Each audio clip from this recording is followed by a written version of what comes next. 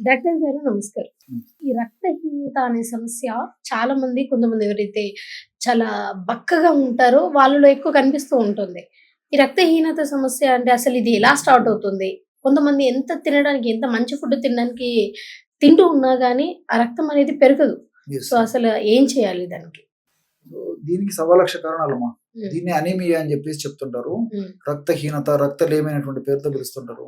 మనం blood test చేసినప్పుడు బ్లడ్‌లో హిమోగ్లోబిన్ అనేటువంటి కంటెంట్ ఏదైతే ఉందో హ్మ్. అది తక్కువ శాతంలో ఉండేదాన్ని పరిస్థితిని ఈ యొక్క హ్మ్. రక్తహీనత సమస్య అని చెప్పి చెప్తుంటారమ్మా. అవును. సో, హిమోగ్లోబిన్ తక్కువ కావడం వల్ల నీరసము, నిస్త్రాణ, బలహీనత, ఏ పని మీద ఆసక్తి లేకపోవడము, ఎప్పుడు హ్మ్. రెస్ట్ తీసుకోవాలనిపించడము, ఆకలి హ్మ్. లేకపోవడము, మోషన్ సరిగ్గా లేకపోవడము, కొంతమందిలో కాళ్ళు, చేతులు వాపులు ఉండడము, ఇలాంటి అనేక రకాలైనటువంటి సమస్యలు కలుగుతుంటాయమ్మా. హ్మ్. అదేవిధంగా నాలుక పొడిబారిపోతుండడము, హ్మ్. పెదాలు ఎండిపోతుండడము, గోళ్ళు గూడా స్పూన్ షేప్ గోళ్ళు అంటే హ్మ్. స్పూన్ లాగా గోళ్ళు తయారు కావడము, అదేవిధంగా ఫేస్ అంతా కాంతి విహీనంగా తయారు కావడము, చర్మం గూడా కాంతి విహీనంగా డ్రైగా తయారు కావడము, ఇలాంటి అనేక రకాల సమస్యలొస్తాయమ్మా.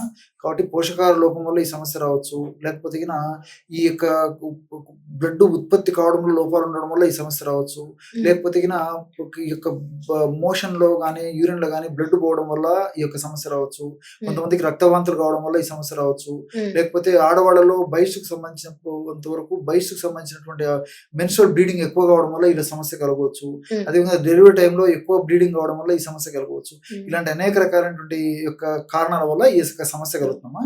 దీనికి కిస్మిస్ పళ్ళు ఒక 100 గ్రాములు తీసుకోవాలమ్మా. ఓకే. బాదాం పప్పులు ఒక 100 గ్రాములు తీసుకోవాలి. హ్మ్. అదేవిధంగా ఖర్జూరం పెచ్చులు ఒక 100 గ్రాములు తీసుకోవాలి. హ్మ్. అదే విధంగా బెల్లం ఒక 100 గ్రాములు. హ్మ్. ఈ 4 పదార్థాలు బాగా కలిపేసేసి అంటే రోలు ఇలాంటివి ఉంటే రోట్లో వేసి మెత్తగా దంచినా సరిపోతుందమ్మా. హ్మ్. అలా లేకపోతే గిన మిక్సీలో బాగా కలిపేసినా సరిపోతుంది. హ్మ్. సో, ఈ 4 పదార్థాలు బాగా కలిపేసి ఒక గాజు సీసాలో నిల్వ ఉంచుకొని రోజు ఉదయం పూట ఒకసారి, సాయంత్రం పూట ఒకసారి హ్మ్. అర టీ స్పూన్ అంటే ఇంచుమించు ఒక 3 గ్రాముల వరకు అంటే హ్మ్. ఒక కూకుడు గింజ ప్రమాణం అమ్మా. హ్మ్. ఉదయము కుంకుడు గింజ ప్రమాణం సాయంత్రం పూట హ్మ్. బాగా ఆహార ఔషధమా చాలా టేస్టీగా ఉంటుంది. చప్పరించేసి మింగేసి ఒక కప్పు పాలు తాగుతుంటే సరిపోతుందమ్మా. హ్మ్. ఈ విధంగా చేయడం వల్ల వితిన్ 2 వీక్స్, 3 వీక్స్ లోనే మనం హిమోగ్లోబిన్ వల్ల టెస్ట్ చేయించుకుంటే కూడా చాలా ఇంప్రూవ్‌మెంట్ కనిపిస్తుందమ్మా. ఎన్ని డేస్ అండి ఇంకోసారి? వితిన్ 15 డేస్‌లో, ఓకే. 20 డేస్‌లోనే ఇంప్రూవ్‌మెంట్ కనిపిస్తుంది. కానీ ఈ సమస్య ఎక్కువగా ఆడవాళ్ళలో ఉంటుంది. ఇంతకుముందు మీరు చెప్పిన రీజన్సే కావచ్చు. అవును. అంటే అమ్మాయిలకు మెన్‌స్ట్రువల్ యెస్. టైమ్‌లో బ్లీడింగ్ కావచ్చు, లేకపోతే ప్రెగ్నెన్సీ టైమ్‌లో బ్లీడింగ్ కావచ్చు, ఇదంతా కూడా. సో, ఇంకా ఏమైనా ఎక్కువ జాగ్రత్తలు అంటే ఎక్కువ బ్లీడింగ్ కాకుండా ఎక్కువ జాగ్రత్తలు ఏమైనా తీసుకోవచ్చంటారా? అదేమ్మా ఈ యొక్క ఔషధాన్ని వాడుకుంటే అది ఓకే అయిపోతుందమ్మా. హ్మ్. కాబట్టి వీళ్ళేం చేయాలంటే ఈ స్పైసీ ఫుడ్ తీసుకోకూడదమ్మా. సో, హ్మ్. రక్తహీనత ఉన్నటువంటి వాళ్ళు మసాలా పదార్థాలు బాగా తగ్గించాలి. ఉప్పు, కారం, హ్మ్. మసాలా చేసిన పదార్థాలు తగ్గించాలి. హ్మ్. ప్రకృతిలో దొరికేటువంటి సహజ సిద్ధమైన ఆహార పదార్థాలను ఎక్కువ తీసుకుంటుండాలి. తర్వాత హ్మ్. ఫ్రూట్స్ బాగా తీసుకుంటుండాలమ్మా. అరటిపండు గానీ, జామ గానీ, అదేవిధంగా సిట్రస్ ఫ్రూట్స్ అంటే ఇప్పుడు ఆరెంజ్, బత్తాయి ఇలాంటి ఫ్రూట్స్ తీసుకోవాలి. అదేవిధంగా జామ కూడా చాలా చాలా మంచిదమ్మా. హ్మ్. అదేవిధంగా పొమోగ్రానేట్ అంటే హ్మ్. దానిమ్మ ఇది ఇలాంటివన్నీ కూడా ఫ్రూట్స్ అన్నీ కూడా తీసుకోవచ్చమ్మా. హ్మ్. సో, ఇవన్నీ కూడా రక్తహీనత సమస్య దూరం చేసేందుకు చాలా చక్కగా ఉపయోగపడతాయి. హ్మ్. అదేవిధంగా అంజీరా, తర్వాత ఇంతకుముందే చెప్పినట్లు ఖర్జూర, ద్రాక్ష ఇలాంటివన్నీ కూడా చాలా చక్కగా ఉపయోగపడతాయి. ఇవన్నీ కూడా దైనందిన జీవితంలో, నిత్య జీవితంలో ఆహార పదార్థాలు లేదా ఆహారం తీసుకునేటువంటి భాగంలో వీటిని కూడా ఒక భాగంగా చేసుకొని తీసుకోవడం వల్ల చాలా సమర్థవంతమైన ఫలితాలు కలుగుతాయి. ఇప్పుడు ఆడవాళ్ళకి కావచ్చు, మగవాళ్ళకి కావచ్చు, ఇంత బ్లడ్ ఉంటే సరిపోతుంది. ఇంతకంటే తక్కువ ఉంటే ప్రమాదం అన్నట్లుగా ఏమైనా ఉంటుందా? యెస్. ఎగ్జాక్ట్‌లీ చెప్పారమ్మా. సర్వసాధారణంగా 12-14 గ్రాముల వరకు బ్లడ్ ఉండాలని చెప్పి చెప్తుంటారు. ఆడవాళ్ళలో కాస్త తక్కువ ఉంటుంది. హ్మ్. మగవాళ్ళలో అయితే కాస్త ఎక్కువ ఉంటుంది. రేంజ్ అయితే ఇంచుమించు ఈ రేంజ్‌లో ఉంటుందమ్మా. హ్మ్.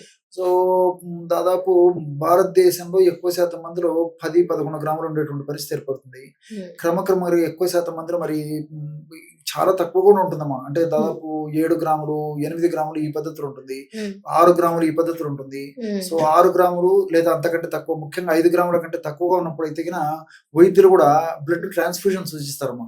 అంటే హ్మ్. బ్లడ్ ఎక్కించుకోవాలని చెప్పేసి కూడా చెప్తుంటారు. హ్మ్. ఎందుకంటే అటువంటి సమస్య ఉన్నప్పుడు ఏమాత్రం నిర్లక్ష్యం చేయకూడదు. హ్మ్. ఏమరపాటు పనికిరాదు. హ్మ్. అజాగ్రత్త పనికిరాదు. హ్మ్. సో, హిమోగ్లోబిన్ రక్తము మన దేహంలో మరి 5 గ్రాముల కంటే తక్కువ ఉన్నప్పుడు ఖచ్చితంగా వైద్యులు సూచించిన మేరకు హ్మ్. మరి బ్లడ్ ట్రాన్స్‌ఫ్యూజన్ రక్తం హ్మ్. ఎక్కించుకొని మరలా ఈ యొక్క సమస్య రాకుండా పునరావృతం కాకుండా ఉండేందుకు నేను చెప్పినటువంటి ఆహార ఔషధాన్ని వాడుకోవడం వల్ల మరలా సమస్య రాకుండా ఉంటుందమ్మా. హ్మ్. కాబట్టి మరి 6 గ్రాములు, 7 గ్రాములు, 8 గ్రాములు ఆ పైన ఉన్నటువంటి వాళ్ళైతే ఈ యొక్క ఔషధాన్ని ప్రయత్నం చేయవచ్చు.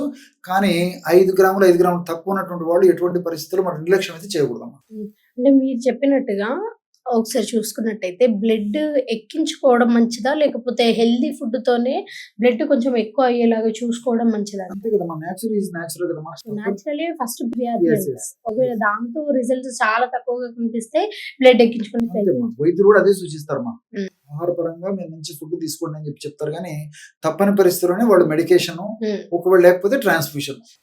అయితే కొంతమంది ఏం చేస్తూ ఉంటారంటే 6 మంత్స్‌కి ఒకసారి లేకపోతే 1 ఇయర్‌కి ఒకసారి వాళ్ళు బ్లడ్ డొనేట్ చేస్తూ ఉంటారు. సో అది మంచిదే అంటారా? అలా చేయొచ్చా? దానికి కొన్ని పరిధులు పరిమితులు ఉన్నాయమ్మా. సో వైద్యులు సూచించే మేరకు ఆ విధంగా బ్లడ్ డొనేషన్ చేయడం వల్ల మంచిగా జరుగుతుందమ్మా, దానివల్ల ప్రాబ్లం లేదు. సో ఇతరులు కూడా వీళ్ళ నుంచి మంచి ఆరోగ్యాన్ని పరోక్షంగా ఇచ్చినటువంటి వాళ్ళు అవుతారు. ఓకే అండి. Thank you so much. Okay.